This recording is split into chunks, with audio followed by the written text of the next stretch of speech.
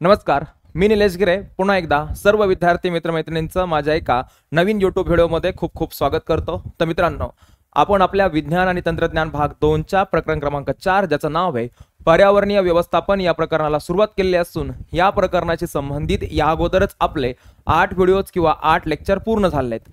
आज जे असणार आहे ते असणार आहे आपला लेक्चर क्रमांक 9 किंवा व्हिडिओ क्रमांक 9 जो की या प्रकरणाशी किंवा चॅप्टरशी संबंधित असेल। ठीक आहे, तर आजच्या लेक्चरला सुरुवात करण्याच्या अगोदर आपण पाहूया की नेमकं आजच्या लेक्चरमध्ये आपण कोणता मुद्दा किंवा कोणता पॉइंट कव्हर करणार आहोत। ठीक आहे, प्रकरणाचं नाव आहे पर्यावरणीय व्यवस्थापन आणि आजच्या लेक्चरचा जो मुद्दा आहे तो आहे पर्यावरण संवर्धनाची गरज। ठीक आहे, तर आतापर्यंत हे प्रकरण पाहत असताना आपण पर्यावरण काय असतं, पर्यावरणाचे प्रकार कोणते असतात, पर्यावरणामध्ये आज कोणत्या कोणत्या समस्या उद्भवलेल्या येतात, त्या कशामुळे उद्भवलेल्या येतात, त्याच्यामधलीच एक मुख्य समस्या म्हणजे पर्यावरणीय प्रदूषण जी की आपण मागच्या लेक्चरमध्ये पाहिली होती आणि त्या प्रदूषणाच्या प्रकाराचा जो एक प्रकार आहे जसे किरणोत्सर्गी प्रदूषण हे आपण मागच्या लेक्चरमध्ये पाहिलं होतं। ठीक आहे, तर मग आता याच्यावरून काय कळतं की अनेक मानव निर्मित गोष्टी येतात किंवा नैसर्गिक गोष्टी येतात ज्याच्यामुळं पर्यावरणाला हानी पोहोचू लागलेली आहे आणि त्याचा परिणाम हा पर्यावरणाला तर होतोच आहे, पर्यावरणामधील सजीवांना, त्याच्यामध्ये मानवाच्या आरोग्याला, परंतु आपण म्हणूया की येणाऱ्या भावी पिढ्यांना सुद्धा याचे परिणाम भोगावे लागणार आहेत। याच्यामुळं पर्यावरणाच्या संवर्धनाची खूप गरज आहे। ठीक आहे, मग नेमकं पर्यावरणाचं संवर्धन करणं म्हणजे काय? ठीक आहे, तर आपल्याला माहिती आहे की पर्यावरणामध्ये आपल्यासाठी अनेक संसाधने उपलब्ध आहेत। त्याच्यामध्ये आपण आणखीन एक गोष्ट पण पाहिली होती, निसर्ग जो आहे तो मानवाची गरज भागवू शकतो किंवा प्रत्येकाची गरज भागवण्यासाठी निसर्ग जो आहे तो समर्थ आहे किंवा सक्षम आहे, परंतु कोणाचीही हाव भागवण्यासाठी तो असमर्थ आहे, असं महात्मा गांधींचं एक वाक्य किंवा वचन आपण पाहिलं होतं। याच्यावरून काय कळतं, प्रत्येक सजीवाची आपण म्हणूया की जी मूलभूत गरज आहे ती भागवली जाईल एवढ्या प्रमाणात निसर्गामध्ये संसाधने उपलब्ध आहेत, परंतु मानव जो आहे तो या संसाधनांचा खूप मोठ्या प्रमाणात स्वतःच्या फायद्यासाठी अतिवापर करू लागलाय। मग निसर्गामध्ये हे जे संसाधन आहेत त्यांचा अशा पद्धतीने त्यांची देखभाल करणं, त्यांची काळजी घेणं, त्यांचं संरक्षण करणं जेणेकरून हे संसाधने येणाऱ्या आपल्या पुढच्या पिढ्यांसाठी सुद्धा उपलब्ध राहतील। ठीक आहे, याला म्हणतात काय करणं, तर पर्यावरणाचं संवर्धन।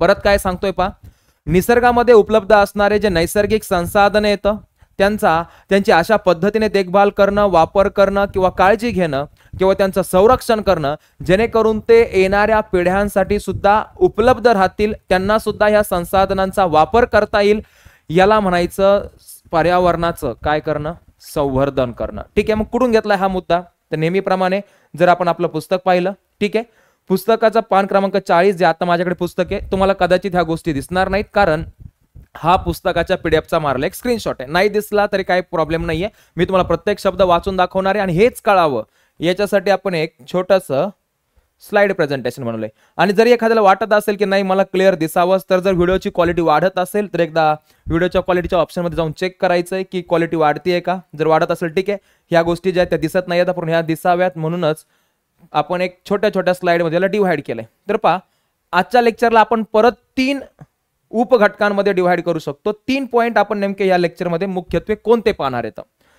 आता माझ्याकडे जे पुस्तक आहे त्या पुस्तकानुसार हे पान क्रमांक 40 आहे, कदाचित तुमच्याकडे पण तेच असेल, तर त्याच्यामध्ये तुम्ही पाहिलं तर कोणते मुद्दे आजच्या लेक्चरमध्ये आपण कव्हर करतो, तर पहा, पहिला मुद्दा आपल्याला असणार आहे इथं ही पर्यावरण संवर्धनाची गरज म्हणून आहे, तो असेल आपला मुद्दा क्रमांक 1। दुसरा, इतिहासात डोकावतानाचा एक मुद्दा आहे तो असेल आपला दुसरा, आणि ओघ तक्ता जो पूर्ण करायचा आहे तो असेल आपल्या लेक्चर मधला आजचा तिसरा मुद्दा। ठीक आहे, मग काय म्हणूया, लेक्चर क्रमांक जे 9 आहे, ह्या लेक्चर क्रमांक 9 मध्ये आम्ही मुख्यत्वे 3 पॉइंट कव्हर करतोय। एक पॉइंट आहे आमचा ज्याला आपण म्हणूया की एक पॅराग्राफ म्हणा किंवा परिच्छेद आहे ज्याच्यावरती शीर्षक आहे पर्यावरण संवर्धनाची गरज, दुसरा इकडे इतिहासात डोकावताना, आणि तिसरा म्हणजे आम्हाला एक फ्लो चार्ट किंवा ओघ तक्ता पूर्ण करायचा आहे।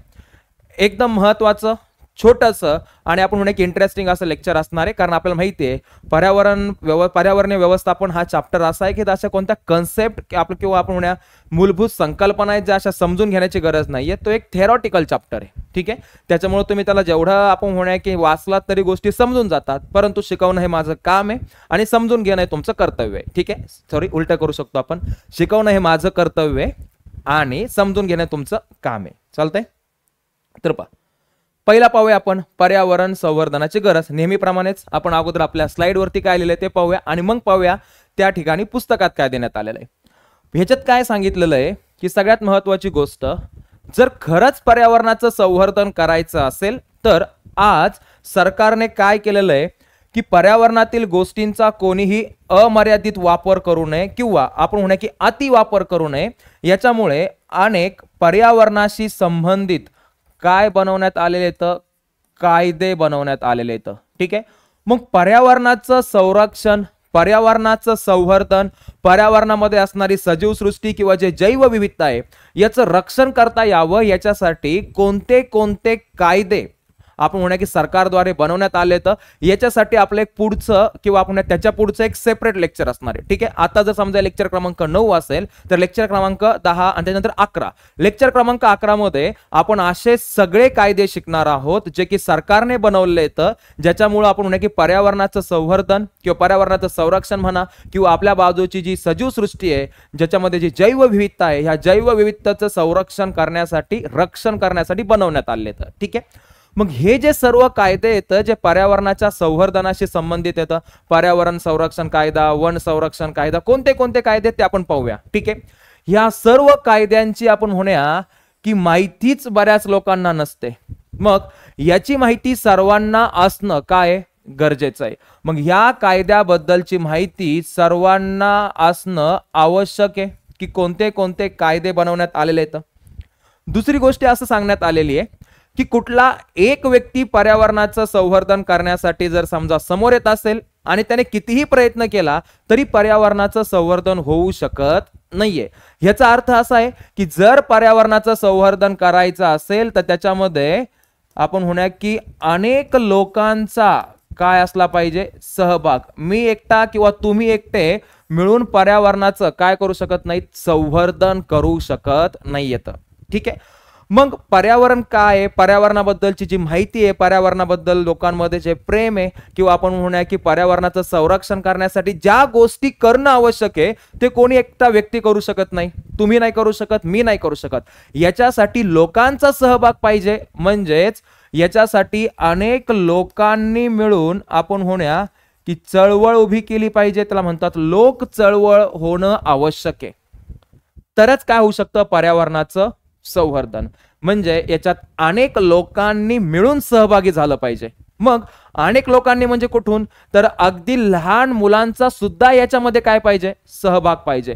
मग लहान मुलांचा सहभाग जर आम्हाला ह्या चळवळीमध्ये किंवा पर्यावरणाच्या संवर्धनामध्ये करावायचा असेल, त्यांना ह्या आपण म्हणूया की पर्यावरणाबद्दल माहिती द्यायची असेल, त्यांना ह्या पर्यावरणाबद्दल त्यांच्या मनामध्ये आपण म्हणूया की प्रेम निर्माण करायचं असेल, पर्यावरणाच्या संरक्षणासाठी त्यांच्या मनामध्ये जर आम्हाला एक सकारात्मक दृष्टिकोन निर्माण करायचा असेल, याचा अर्थ काय की आमच्या ज्या पुढच्या पिढ्या येतात जे की आता लहान येतात, ठीक आहे, मग आज जे लहान येतं, जे लहान मुलं असतील, विद्यार्थी असतील, यांनी सुद्धा भविष्यामध्ये पर्यावरणाचं संरक्षण संवर्धनासाठी आपण म्हणूया की सहभागी व्हावं. यासाठी काय करावं लागेल, तर याच्यासाठी सगळ्यात महत्वाचा सहभाग कोणाचा आहे, शिक्षणाचा. ठीक आहे. म्हणजे शिक्षणाच्या माध्यमातून आम्ही काय करतोय, तर तुम्ही पाहत असाल की आज तुमच्या अभ्यासक्रमामध्ये जसं आपण म्हणूया की भाषा विषय असतात, त्याच्यामध्ये मराठी असेल, हिंदी असेल, इंग्लिश असेल किंवा बाकीचे विषय असतात, त्याच्यानुसार तुम्हाला सगळ्यांना एक कंपल्सरी विषय आहे, तो म्हणजे कोण, पर्यावरण. ठीक आहे. मग हा जो पर्यावरणाचा विषय आहे, तो पर्यावरणाचा विषय का देण्यात आलाय, तर शालेय आपण म्हणूया की ज्यावेळेस तुम्ही शाळेत येतं त्या वयापासूनच, अगदी लहानपणापासून त्या विद्यार्थ्यामध्ये, त्या मुलामध्ये म्हणा, मुलीमध्ये म्हणा, की ठीक आहे, जे कोणी लहान व्यक्ती आज आहेत जे की भविष्यात आपण म्हणूया की मोठे होणार आहेत, त्यांच्यात लहानपणापासूनच आपल्या बाजूचं जे पर्यावरण आहे त्या पर्यावरणाची त्यांना माहिती असावी, त्या पर्यावरणामध्ये निर्माण झालेल्या समस्या, त्याचे होणारे परिणाम याच्याबद्दलची त्यांना माहिती असावी, या पर्यावरणाबद्दल त्यांना प्रेम निर्माण व्हावं, या पर्यावरणाच्या संरक्षणाबद्दल त्यांच्या मनामध्ये एक सकारात्मक दृष्टिकोन निर्माण व्हावा.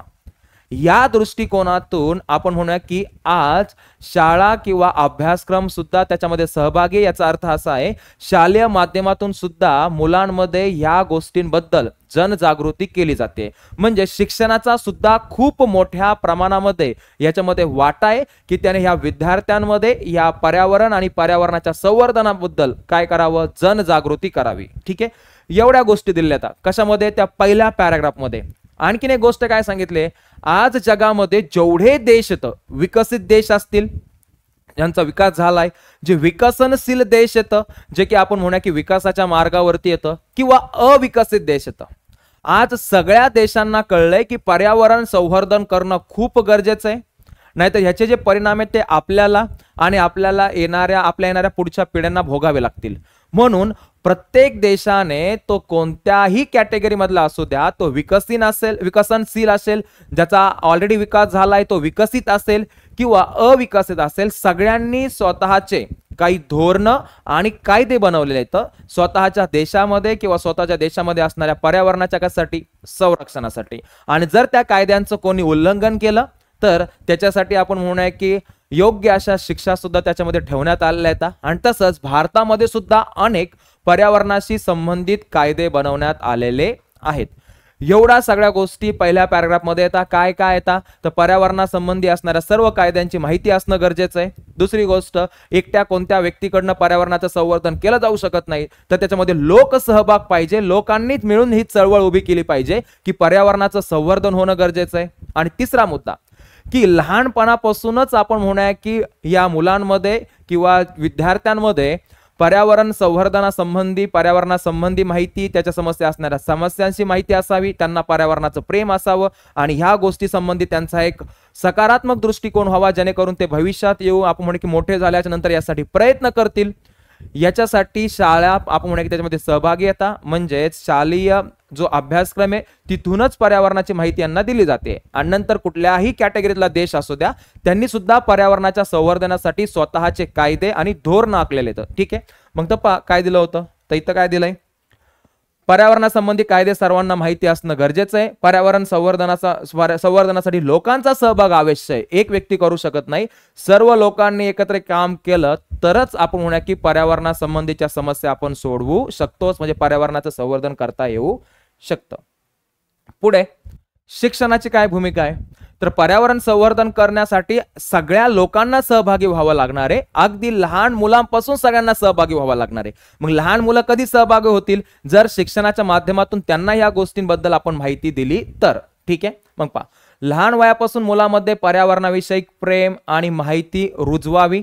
सकारात्मक दृष्टिकोन निर्माण झाला तर पुढची पिढी, मग त्यांच्या मनात जर हा पर्यावरणाबद्दल, पर्यावरणाच्या संरक्षणाबद्दल, संवर्धनाबद्दल चांगला विचार किंवा सकारात्मक विचार जर निर्माण झाला तर ती पिढी सुद्धा पर्यावरणाचं संवर्धन करण्यासाठी काम करेल. म्हणजे त्यांना सुद्धा प्रेम आणि आपुलकी निर्माण होईल पर्यावरणाबद्दल. हे कधी होईल, त्याच्यामध्ये कोणाची भूमिका आहे, शिक्षणाची. मग शिक्षणाच्या माध्यमातून त्यांना ह्या सर्व गोष्टी द्याव्या लागतील. यासाठी शिक्षण व माध्यमांद्वारे काय करणं गरजेचं आहे, जनजागृती करणं गरजेचं आहे. मग माध्यम काय असतात, जे समजा टीव्ही असेल, टेलिव्हिजन म्हणा, पेपर म्हणा, रेडिओ म्हणा, या सगळ्यांच्या माध्यमातून पर्यावरणाच्या ज्या गोष्टी येतात, समस्या येतात, याच्याबद्दल लोकांना जनजागृती केली जाते. त्याला म्हणतात की माध्यमांचा सुद्धा खूप महत्वाचा वाटा आहे. कशामध्ये, की लोकांना पर्यावरणातील समस्याबद्दल जनजागृती करण्यामध्ये. मग जागतिक प्रयत्न, जगातील सगळेच देश प्रयत्न करतायत. मग जगातील विकसित, विकसनशील आणि अविकसित देशांनी काय केलंय, पर्यावरणाच्या रक्षणाची जबाबदारी स्वीकारली आहे. आणि त्यांनी स्वतःच्या देशातील पर्यावरणाचं संरक्षण करण्यासाठी स्वतःचे काही धोरण आणि काय बनवलेत, कायदे बनवलेत आणि सतत प्रयत्न सुरू ठेवले जात आहेत. मग या कायद्याद्वारे, या धोरणांद्वारे प्रत्येक देश प्रयत्न करतोय की आपण आपल्या देशातील पर्यावरणाचं काय करावं, संवर्धन केलं जावं. निष्कर्ष काय कळला ह्या सगळ्या गोष्टीवरून, की पर्यावरणाचं संरक्षण हे आपलं काय झालंय, कर्तव्य. शिक्षण, जनजागृती, मग हे कधी शक्य आहे, पर्यावरणाचं संरक्षण करणं हे आपलं कर्तव्य आहे. मागच्या पिढीने आपल्यासाठी पर्यावरण सुरक्षित ठेवलंय, तर पुढच्या पिढीसाठी आपण हे पर्यावरण सुरक्षित ठेवणं हे आपलं कर्तव्य बनतं. दुसरी गोष्ट, याच्यासाठी काय करावं लागेल, आपलं शिक्षण गरजेचं आहे आणि लोकांमध्ये पर्यावरण संवर्धनासाठी जनजागृती करणं काय गरजेचं आहे. चला तर सर्व मिळून आपण आपल्या पर्यावरणाचं काय करूया, जपूया किंवा संरक्षण करूया, ह्याला म्हणतात. हा निष्कर्ष आम्हाला मिळाला. हा झाला आमचा पहिला मुद्दा. तर काय दिलं त्याच्यामध्ये पहा, पर्यावरण संवर्धनाची गरज दिसत नसेल तर फक्त ऐका आणि पुस्तकामध्ये लक्ष द्या. पर्यावरण संवर्धनासंबंधी कायदे सर्वसामान्यांना काय नसतात, माहितीच नसतात. सर्वसामान्य लोकांना हेच माहित नसतं की पर्यावरणाच्या संवर्धनासाठी कोणते कायदे, ते माहिती असणं काय गरजेचं आहे. दुसरी गोष्ट, पर्यावरण संवर्धनामध्ये लोकांचा मोठ्या प्रमाणावर सहभाग होणं आवश्यक आहे. एकटा व्यक्ती याच्यामध्ये काही करू शकत नाहीये, म्हणजे लोकांचा सहभाग आवश्यक आहे. म्हणजेच पर्यावरण संरक्षणाचं संवर्धन ही एक प्रभावी लोक चळवळ झाली तरच पर्यावरण समस्याला उत्तरे मिळू शकतात. अनेक लोकांनी मिळून जर पर्यावरणाच्या संवर्धनासाठी चळवळ उभी केली तरच पर्यावरणातील समस्या आपण सोडू शकतो, म्हणजे त्याच्या बाबतीत आपल्याला योग्य ते उत्तरे मिळू शकतात. एकटा व्यक्ती, तुम्ही आणि मी ह्याला काही करू शकत नाहीयेत. याकरिता तुम्हाला लहान वयापासूनच मुलामध्ये पर्यावरणाविषयी माहिती, प्रेम आणि काय करावं लागेल, सकारात्मक मूल्य रुजवावे लागतील. तरच ही पिढी उद्या आपण म्हणूया की पर्यावरणाचं संरक्षण व संवर्धन करणारी असेल. मग त्यांना जर याच्याबद्दल माहितीच नसेल तर येणारी पुढची पिढी पर्यावरणाच्या संवर्धनाबद्दल जर जनजागृत नसेल तर ही पिढी पर्यावरणाच्या संवर्धनासाठी, संरक्षणासाठी कुठलेही प्रयत्न करणार नाहीये. याच्यासाठी अर्थात हे सर्व साध्य करण्यासाठी शिक्षणाच्या माध्यमातून काय करावं लागेल, त्यांना जनजागृत करणं काय गरजेचं आहे. मग पाहता पुढे, आज जगातील सर्व देश, मग ते विकसित असतील, विकसनशील असतील किंवा अविकसित असतील, यांनी पर्यावरणाच्या रक्षणाची काय स्वीकारली आहे, जबाबदारी, आणि त्या दृष्टीतून त्यांचे प्रयत्न चालू आहेत. त्यासाठी प्रत्येक देशाने पर्यावरणाच्या रक्षणासाठी आपले स्वतःचे काही धोरणं निश्चित केलेत आणि त्यासाठी कायदे सुद्धा बनवण्यात आलेले आहेत. 4 गोष्टी लक्षात राहतील. 1, पर्यावरणासाठी सर्व जे कायदे असतात ते सर्वसामान्य लोकांना माहीत नसतात, ते माहिती असणं आवश्यक आहे. दुसरी गोष्ट, लोकांचा सहभाग गरजेचा, एकटा व्यक्ती काही करू शकत नाही. मग पर्यावरणाच्या संवर्धनासाठी एक लोक चळवळ उभारणं गरजेचं आहे. दुसरी गोष्ट, सगळ्यांनी अगदी लहान मुलापासून सुद्धा याच्यामध्ये सहभाग दाखवला पाहिजे. त्यासाठी आपण म्हणूया की त्यांना शाळाचा किंवा शिक्षणाचा खूप मोठा सहभाग आहे. शिक्षणाच्या माध्यमातून त्यांच्याकडे जर आपण जनजागृती केली तर ही येणारी पुढची पिढी आपण म्हणूया की पर्यावरणाच्या संवर्धनासाठी सकारात्मक असेल. आणि जगातील सर्व देशांनी पर्यावरणाच्या संवर्धनाची जबाबदारी स्वीकारलेली असून सर्व देशांनी आपापले स्वतःचे कायदे बनवून, धोरणे आखून पर्यावरणाच्या संवर्धनासाठी सतत प्रयत्न करत आहेत. एवढ्या गोष्टी लक्षात ठेवायच्यात, पाठ करण्यासारखं काही नाहीये. या आता आपला आजचा दुसरा मुद्दा, इतिहासात डोकावताना. म्हणजे काय, मागे कधी या गोष्टी झाल्या तर त्याच्याबद्दलची एक थोडीशी माहिती दिलेली आहे. काय सांगितलेलं आहे ह्याच्यामध्ये की 1972 मध्ये स्टॉकहोम येथे मानव पर्यावरण परिषद आयोजित केली होती. परंतु ही जी परिषद आहे ती कोणी आयोजित केली होती, तर त्यासाठी आपल्याकडे संयुक्त राष्ट्र संघटना. तर काय झालंय, 1945 मध्ये काय झालं होतं अनेक देशांनी, म्हणजे सुरुवातीला आपण 50 ते 51 देशांनी मिळून काय केलं होतं की अनेक देशांची मिळून एक संघटना स्थापन झाली होती. तिला म्हणतात संयुक्त राष्ट्र संघटना. ठीक आहे, ती काय करते की याच्यामध्ये जे काही देश सहभागी आहेत ते एकमेकाला मदत करतात. अनेक देशांचे जे आपण म्हणूया की समजा काही प्रॉब्लेम्स असतील, त्या प्रॉब्लेम समस्या असतील त्याच्याबद्दल डिस्कस करतात, त्याचं निराकरण करण्यासाठी प्रयत्न करतात. मग असे अनेक देशांची मिळून बनलेली एक संघटना आहे जिची स्थापना 1945 झाली आहे 45 मध्ये. तिचं नाव आहे संयुक्त राष्ट्र संघटना. आणि या संयुक्त राष्ट्र संघटनेचं जे मुख्यालय आहे ते आपण म्हणूया आहे न्यूयॉर्क येथे. मग न्यूयॉर्क येथे याचं आपण म्हणूया की मुख्यालय असून 1945 मध्ये स्थापन झालेली ही संघटना आहे. या संघटनेद्वारे काय केलं गेलं, या संघटनेद्वारे तुम्हाला दिलंय एक साल 1972 आणि एक ठिकाण म्हणजे कोण, स्टॉकहोम. तिथे एक परिषद आयोजित केली होती. मग या संघटनेद्वारे 1977 मध्ये काय करण्यात आलं, तर जी स्वीडनची राजधानी आहे, स्वीडन या देशाची राजधानी ज्याला आपण म्हणतोय स्टॉकहोम, ठीक आहे, या ठिकाणी एक काय आयोजित केली आहे, मानवी पर्यावरण परिषद. ठीक आहे, मग इथं आयोजित केली होती मानवी पर्यावरण परिषद. याचा अर्थ असा आहे की पर्यावरणाशी संबंधित ज्या समस्या येतात, की पर्यावरणातील जे संसाधने येतात त्याचा किती वापर व्हावा, याचा अतिवापर केला जाऊ नये, गैरवापर केला जाऊ नये. आणि पर्यावरणाचं संरक्षण किंवा पर्यावरणाच्या समस्या आपल्याला कशा पद्धतीने सोडवता येतील याच्यावरती चर्चा करण्यासाठी ही जी एक मोठी संघटना आहे, संयुक्त राष्ट्र संघटना, तिने एक सभा किंवा परिषद आयोजित केली होती, ज्या ठिकाणी या संघटनेचे सदस्य असणारे सर्व देश आपण काय म्हणूया सहभागी झाले होते. ठीक आहे. मग पहा कोण आहे संघटना, कोण आहे संयुक्त राष्ट्र संघटना. तिने कधी सभा आयोजित केली आहे 1977 मध्ये. सभेचं किंवा परिषदेचं नाव काय आहे, मानवी पर्यावरण परिषद. कुठं आयोजित केली होती, स्वीडनची राजधानी स्टॉकहोम येथे. काय झालं मग, खूप सविस्तर चर्चा झाली पर्यावरणाशी संबंधित गोष्टीवरती आणि ह्याच्यातून एक दुसरी गोष्टीची स्थापना झाली. कोणाची स्थापना केली, या परिषदेत चर्चा झाल्याच्या नंतर इथं UNEP ची स्थापना करण्यात आली. मग त्याला म्हणतात युनायटेड नेशन्स एन्व्हायरमेंट प्रोग्राम. ठीक आहे. मग पहा स्थापना काय झाली आहे, युनायटेड नेशन्स एन्व्हायरमेंट प्रोग्रामची काय झाली स्थापना. प्रश्न येऊ शकतात कशावरती, कुठे काय झालं वगैरे. मग संयुक्त राष्ट्र संघटना होती, तिने 1977 मध्ये आपण म्हणूया की एक परिषद आयोजित केली स्टॉकहोम येथे. परिषदेचं नाव होतं मानवी पर्यावरण परिषद आणि इथं पर्यावरणाशी संबंधित गोष्टींवरती चर्चा झाल्याच्या नंतर कशाची स्थापना करण्यात आली, तर युनायटेड नेशन्स एन्व्हायरमेंट प्रोग्राम याची काय करण्यात आली, स्थापना करण्यात आली. हा झाला पहिला पॉइंट जो तिथे दिलाय. नंतर काय झालं, भारताबद्दल बोललोय आता. ठीक आहे, हे झालं पूर्ण जगाचं. आता आपण कोणाबद्दल बोलतोय, भारतामध्ये सुद्धा काय झालंय की जी चौथी पंचवार्षिक योजना आहे इथं काय करण्यात आलं, पर्यावरणीय प्रश्नांवरती चर्चा करण्यात आली. आणि ह्या चर्चेदरम्यान काय झालं की पर्यावरण सुसूत्रीकरण जी समिती आहे तिच्या माध्यमातून स्वतंत्र पर्यावरण विभाग स्थापन करण्यात आला. ठीक आहे, काय काय लक्षात ठेवायचं आता, भारतामध्ये चौथी पंचवार्षिक योजना. काय असतात पंचवार्षिक योजना, तर पहा 2 मिनिटं.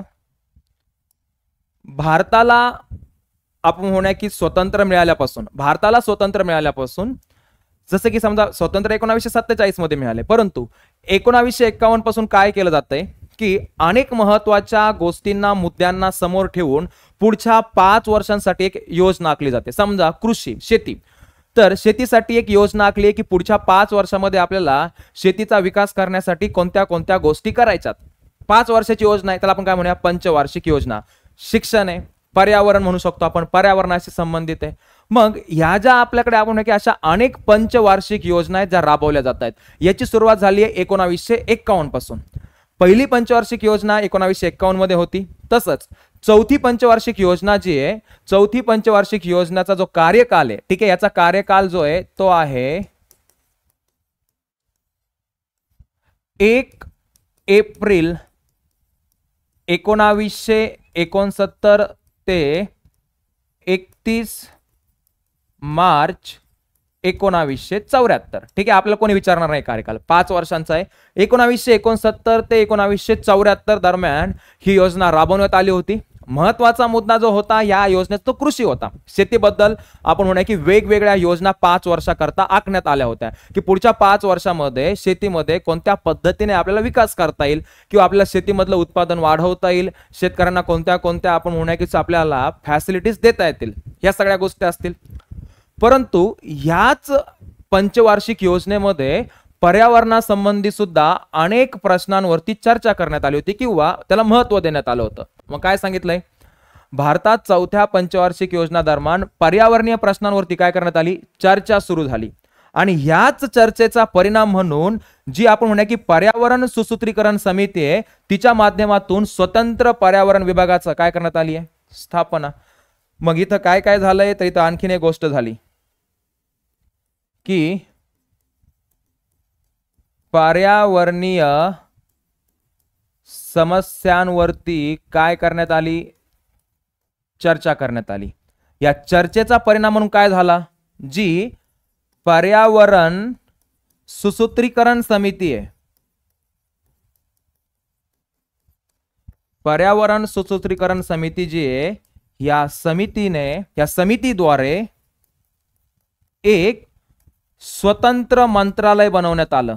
ठीक आहे, मग आपण म्हणूया की इथं एक स्वतंत्र मिनिस्ट्री बनवण्यात आली, एक मंत्रालय बनवण्यात आलं. जसं की आरोग्य मंत्रालय असतं, जे सगळ्या पूर्ण देशामध्ये आरोग्याशी संबंधित जेवढ्या गोष्टी, समस्या असतील, सुविधा असतील ते देण्याचा प्रयत्न करत आहे. ठीक आहे, आता तसंच शिक्षण मंत्रालय, मग शिक्षणासाठी सर्व योजना राबवण्याचं, विद्यार्थ्यांना वेगवेगळ्या योजना देण्याचं, वेगवेगळ्या फॅसिलिटी देण्याचं, वेगवेगळे कॉलेजेस उभारण्याचं काम जे करतं ते कोणतं मंत्रालय? शिक्षण मंत्रालय. पण तसंच आज आपल्याकडे पर्यावरण व वन मंत्रालय. मग आपण म्हणू शकतो की ह्या योजनेमध्ये काय करण्यात आलं, जी चौथी पंचवार्षिक योजना होती, या योजनेमध्ये पर्यावरणाशी संबंधित अनेक प्रश्नांवरती चर्चा करण्यात आली. त्या चर्चेचा परिणाम म्हणून एक समिती आहे, त्या समितीचं नाव आहे पर्यावरण सुसूत्रीकरण समिती. या समितीद्वारे भारतामध्ये एक स्वतंत्र असं मंत्रालय उभारण्यात आलं. जे मंत्रालय आणि ज्या मंत्रालयामध्ये असणारे मंत्री आणि इतर जे काही लोक असतील ते फक्त पर्यावरणाचं कशा पद्धतीने आपल्याला संरक्षण संवर्धन करता येईल, पर्यावरणाचं संरक्षण करता येईल म्हणून कोणते कोणते कायदे आपण म्हणूया की राबवण्यात येतील, कोणते कोणते धोरणं आपण उभारू शकतो, या गोष्टींकडे लक्ष देतं. याच्यासाठी एक स्वतंत्र असं मंत्रालय बनवण्यात आलं. मग आपण म्हणूया की भारतामध्ये पर्यावरण मंत्रालयाची काय झाली? स्थापना झाली. आता पहा, जर ह्या मंत्रालयाची स्थापना कधी झाली हे जर आपण पाहिलं तर ती स्थापना आहे 1980 ची. परंतु आपल्या पुस्तकात असं म्हटलंय की हे मंत्रालय भारतामध्ये 1985 पासून कार्यरत आहे. ठीक आहे, मग पहा,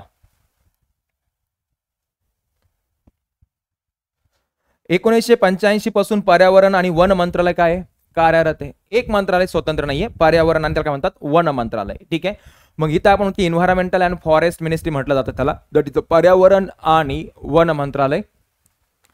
हे मंत्रालय, मग ह्या मंत्रालयाचं काम काय असेल? पर्यावरणाशी संबंधित वेगवेगळ्या गोष्टींवरती काम करणं. जसं की हे मंत्रालय पर्यावरण आणि वन, ठीक आहे, म्हणजे पर्यावरण आहे आणि फॉरेस्ट जंगल जे वन आहे त्याच्या संबंधित वेगवेगळ्या कार्यक्रमांचं नियोजन करणं. मग पर्यावरण आणि वन किंवा आपण जे जंगल आहे याच्याबद्दल लोकांना माहिती असावी, तिथं असणाऱ्या सजीवांबद्दल माहिती असावी, तिथे असणाऱ्या जैवविविधतेबद्दल लोकांना माहिती असावी, तिथल्या जैवविविधतेचं संरक्षण करण्याचे काय फायदे, त्यांना का सुरक्षित ठेवणं गरजेचं आहे, का राखून ठेवणं गरजेचं आहे, याच्याबद्दल लोकांना माहिती असावी. याच्यासाठी जेवढे कार्यक्रम आयोजित केले जातात हे सर्व कोण करतं? कोणतं मंत्रालय? पर्यावरण आणि वन मंत्रालय करत असतं. तसंच प्रवर्तन आणि लोकांमध्ये काय करणं? प्रबोधन करणं. काय दिलंय इतिहासात डोकावताना? सगळ्या गोष्टी कशा लक्षात ठेवायच्या?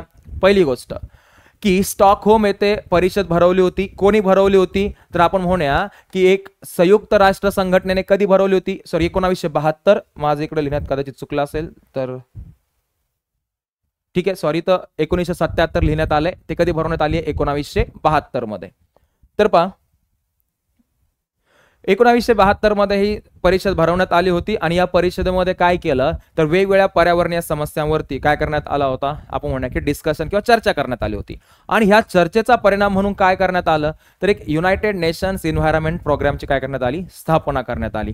आणि त्याच्याद्वारे वेगवेगळ्या प्रकारच्या गोष्टी करणं ठरवलं जे की पर्यावरणाच्या संवर्धनासाठी असेल. आता फक्त भारताचा विचार केला तर जी चौथी पंचवार्षिक योजना आहे तिथं सुद्धा भारतामध्ये ह्या पंचवार्षिक योजनेमध्ये पर्यावरणीय समस्यांवरती चर्चा करण्यात आली. त्याचा परिणाम म्हणून जी पर्यावरण सुसूत्रीकरण समिती आहे, ह्या पर्यावरण सुसूत्रीकरण समितीद्वारे काय करण्यात आलं तर त्या पर्यावरण सुसूत्रीकरण समितीद्वारे भारतामध्ये एक स्वतंत्र असं पर्यावरण आणि वन मंत्रालय उभारण्यात आलं. जे काय करतं, जे 1985 पासून भारतामध्ये कार्यरत आहे असं सांगण्यात आलेलं आहे. जे की वेगवेगळ्या प्रकारचे असे कार्यक्रम किंवा आपण प्रवर्तन प्रबोधन जे कार्यक्रम असतील जे की पर्यावरण आणि वन संबंधी लोकांना जनजागृत करतील, याच्यासाठीचे वेगवेगळ्या कार्यक्रमांचं नियोजन करण्याचं काम हे मंत्रालय करत आहे. ठीक आहे, हा झाला आपला दुसरा मुद्दा.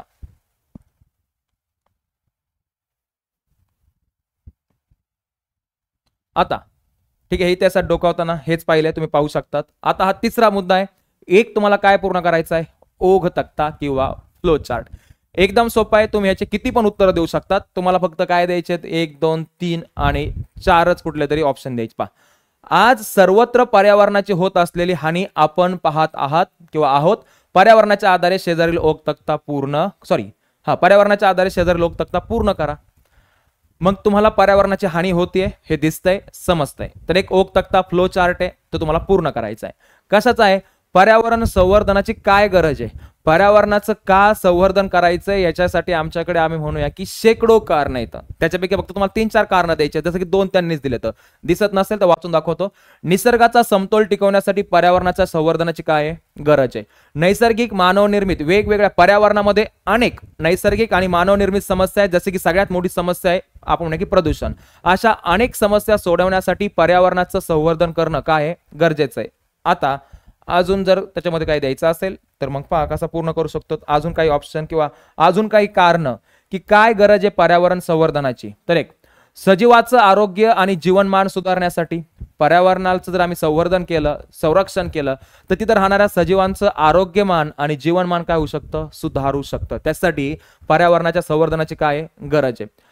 पर्यावरणाची जी गुणवत्ता आहे त्याच्यामध्ये जे नैसर्गिक संसाधन आहेत त्यांचं प्रमाण, त्यांची गुणवत्ता टिकून राहण्यासाठी किंवा आणि विकास साधण्यासाठी ठीक आहे काय गरजेचं आहे पर्यावरणाचं संवर्धन. जैवविविधता जर आम्ही आज आमच्या आजूबाजूला पाहिलं तर जैवविविधता म्हणजे काय की आमच्या बाजूला सजीवांमध्ये खूप मोठी विविधता आहे. एक पेशीय अमिबा आहे, बहुपेशीय हत्ती आहे, आम्ही म्हणू की एक पेशीय आमच्याकडे शैवाल आहे, एकदम मोठ्या बहुपेशीय मोठ्या आकाराचं आमच्याकडे वटवृक्ष किंवा वडाचं झाड आहे. ठीक आहे, छोट्या आकाराचे प्राणी आहेत, मोठ्या आकाराचे प्राणी आहेत, न डोळ्याने न दिसणारे प्राणी येतं, उघड्या डोळ्याने दिसणारे प्राणी येतं. म्हणजे सजीवांमध्ये जी खूप मोठी विविधता आहे ह्याला काय म्हणतात जैवविविधता. ही जैवविविधता जर सजीवांमध्ये असणारी विविधता आम्हाला अशीच टिकवून ठेवायची असेल तर आम्हाला पर्यावरणाचं काय करणं गरजेचं आहे संवर्धन करणं गरजेचं आहे. मग असे अनेक कारण आम्ही सांगू शकतो की जे आम्हाला दाखवतायत की काय गरज आहे कोणाची पर्यावरण संवर्धनाची. ठीक आहे, हा झाला आमचा तिसरा मुद्दा जो की आम्हाला आजच्या लेक्चरमध्ये कव्हर करायचा होता. पहिला आम्हाला दिला होता तर मग पहा परत पहिल्या पेजवरती येऊया आपण. इथं काय सांगितलं होतं पर्यावरण संवर्धनाची गरजचा मुद्दा होता, नंतर इतिहासात डोकावतानाचा आणि तिसरा कोणाचा होता ओक तक्ता. ठीक आहे, एकदम छोटा आणि सिंपल पॉइंट होता. आशा करतो की सगळ्यांना समजला असेल. नेहमीप्रमाणे जर समजा सांगताना काही चुकलं असेल जसं की मी आता सांगतो लिहिताना चुकलं 1972 मध्ये परिषद आयोजित करण्यात आली होती, लिहिताना 1977 झालंय. ठीक आहे, दुसरी गोष्ट ह्याच्या व्यतिरिक्त बोलताना काही चुकलं असेल किंवा ह्या व्हिडिओबद्दल तुमचं काही मत असेल, तुम्हाला एखादी गोष्ट समजली नसेल तर तुमचं मत असेल किंवा तुमची जी काही समस्या असेल ते तुम्ही कॉमेंट बॉक्समध्ये खाली व्यक्त करायची. ठीक आहे, तुम्हाला रिप्लाय दिला जाईल. दुसरी गोष्ट व्हिडिओ आवडला असेल तर व्हिडिओला लाईक करायचं आहे. चॅनलला अजूनही सबस्क्राईब केलेलं नसेल तर चॅनलला सबस्क्राईब करायचं आहे. आणि जर असं वाटत असेल की ह्या व्हिडिओद्वारे आमच्या मित्रमैत्रिणींचाही फायदा होऊ शकतो तर त्यांनाही हा व्हिडिओ नक्की शेअर करायचा आहे. ठीक आहे, चालतंय, भेटूया लेक्चर क्रमांक 10 मध्ये. तोपर्यंत थांबतो. धन्यवाद.